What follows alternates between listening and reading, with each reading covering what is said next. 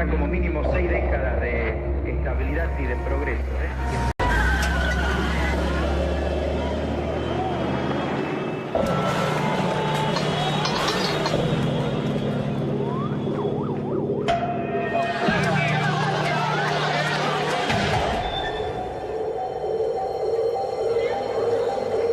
Quiero informarles que ante eso he decretado el estado de sitio en todo el territorio nacional.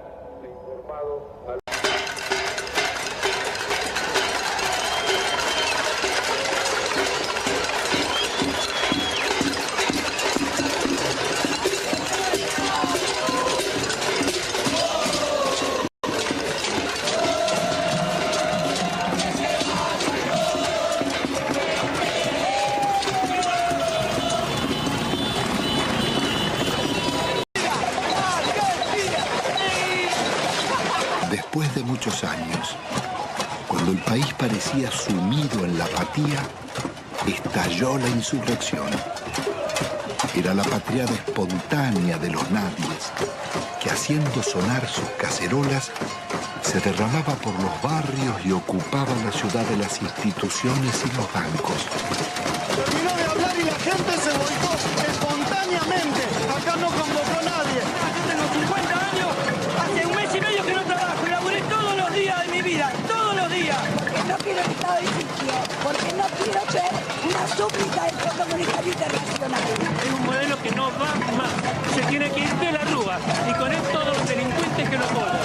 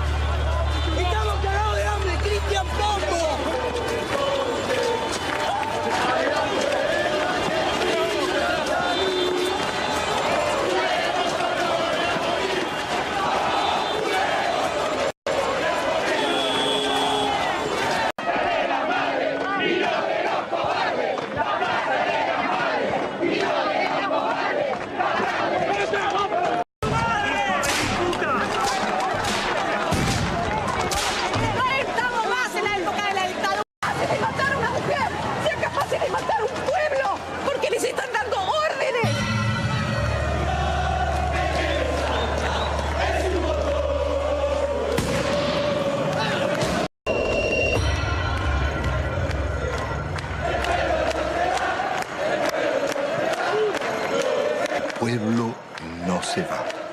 Son trabajadores, amas de casa, empleados, jubilados y estudiantes, herederos de aquellos que por décadas habían desafiado dictaduras y persecuciones, soportado ajustes. ¿Qué había pasado en la Argentina? ¿Cómo era posible que en una tierra tan rica se sufriera tanta hambre? Dejaba más víctimas sociales, más emigrados y muertos que los del terrorismo de Estado y la guerra de Malvinas.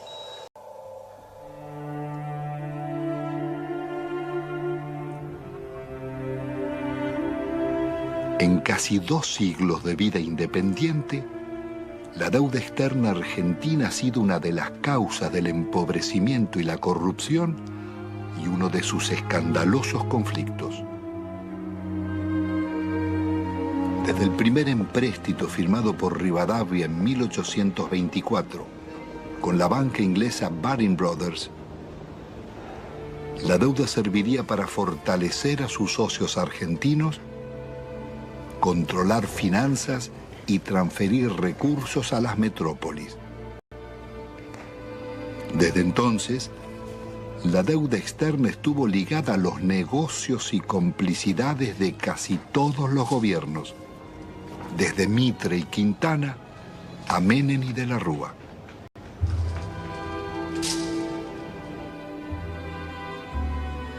La política del endeudamiento fue gestando en la Argentina generaciones de tecnócratas y funcionarios más dispuestos a servir a bancos y corporaciones internacionales que a defender su país. La deuda contemporánea se inicia en forma ilegítima con la dictadura militar. A pesar de que la justicia demostrara su origen fraudulento, la presión del establishment pudo más. Desde entonces, serviría para condicionar gobiernos y enajenar el patrimonio público.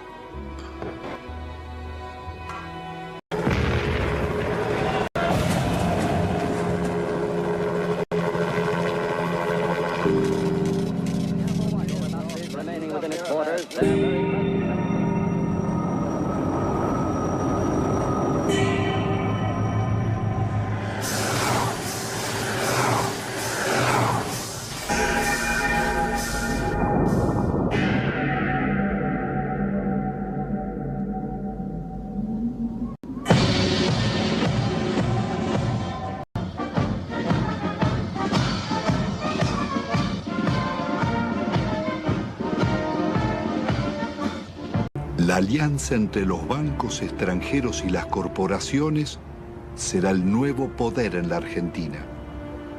Después de 7 años de plan neoliberal, el gobierno de la dictadura deja un país hipotecado con una deuda externa de 45.000 millones de dólares. La mitad es deuda privada. Son 23.000 millones que dicen deber bancos extranjeros radicados en el país, como el Citibank, el First Boston, el Chase Manhattan, Bank of America, el Banco de Italia, Londres, Español, el francés y el Deutsche, y también el Banco Río, el Quilmes, Galicia y otros. Multinacionales como ESO, Fiat, IBM, Ford, Mercedes-Benz, Swift, Pirelli, los grupos empresarios locales de Pérez Compán, Bulguerón y Bridas, Macri, Techin, Fortabat, Pescarmona, Gruneisin, Soldati, Cogasco, Celulosa y otras. Una descomunal deuda privada que un alto funcionario de la dictadura le pasaba al Estado, Domingo Cavallo. Convertido en superministro de Economía de los gobiernos de Menem y de la Rúa, sería responsable del permanente crecimiento de la deuda y de los mayores despojos que sufriera el pueblo argentino. Defensa de sus ahorros que han sido confiscados por el banco en complicidad con el gobierno nacional. El Estado debe salvaguardar los derechos de los ciudadanos, no debe robarlos. Porque desconfiaba de los bancos nuestros, porque ya me agarraron en el 89, pero evidentemente soy una estúpida. Entonces, ¿qué necesitan? ¿Una bomba? Yo no soy de poner bombas, pero al menos me desahogo con la cacerola. Y todos mis ahorros del sacrificio de mi vida los tengo ahí. Hay una deuda externa en la que los bancos le deben a la Argentina. Es una deuda inversa, en cierto modo, porque las casas matrices tienen que hacerse cargo de los depósitos bancarios. Eso está en la jurisprudencia argentina desde 1971, en el famoso caso Swift-Deltec, en donde se resolvió que la casa matriz era responsable por las deudas de sus filiales. Y es una estafa que el Estado tenga que hacerse cargo de las deudas del sector privado. ¿Y el caso de nuestra deuda externa? La deuda está plagada de ilegitimidades. Primeramente hay una ilegitimidad de fondo. Es ilegítimo pagarle a los bancos cuando hay 18 millones de pobres y 9 millones de indigentes. Hay una prioridad humana en esto. Segundo, hay usura. La usura está aprobada tanto que si se hubiera aplicado una tasa de interés normal, la deuda externa se hubiera terminado de pagar en 1988. ¿Pero cómo fue la estafa? Hubo préstamos de las casas matrices a las filiales, que eran movimientos intracompañía, que esos préstamos eran considerados deuda externa, cuando en realidad eran movimientos dentro de la misma empresa. Se compraban dólares. Esos dólares se los depositaba en una cuenta en Estados Unidos. Con la garantía de esa cuenta daban otro préstamo que entraba al país. Se compraban dólares y así se lucraba indefinidamente con la tasa de interés. Es lo que se llamó en aquella época la bicicleta financiera. se vuelve absolutamente pertinente una cosa que los norteamericanos inventaron hacia 1898 con la ocupación de Cuba. En ese momento había bancos españoles que le habían prestado a la autoridad colonial cubana. Los norteamericanos dijeron, si el pueblo de Cuba no ha sido beneficiado por estos préstamos, no hay deuda. En 1923, cuando un banco británico, entonces el Royal Bank of Canada, le prestó a un tiranuelo de Costa Rica que se llamaba Tinoco unas uvas que estos utilizaron para sí mismos. El Royal Bank of Canada pretendió que Costa Rica le pagara y se produjo un pleito y el árbitro resultó ser un expresidente de los Estados Unidos, el presidente William Taft.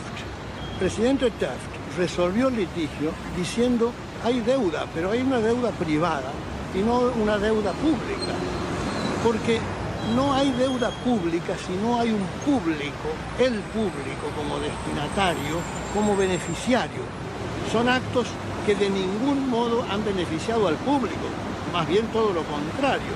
Han hecho que la persona que compra en un supermercado y paga el IVA resulte el quien paga finalmente estas deudas privadas de grandes empresas, de grandes compañías o de gente en todo caso muy rica. No cabe duda de que la deuda privada irregularmente estatizada, ilícitamente estatizada por el doctor Cavallo, debe ser absolutamente revisado. ¿Cómo se llama esa teoría, doctor? Se llama teoría de la deuda odiosa. Una directora del Fondo Monetario Internacional, Karen Lissaker, representando a los Estados Unidos, dijo, si aplicáramos la teoría de la deuda odiosa, toda la deuda del tercer mundo se caería.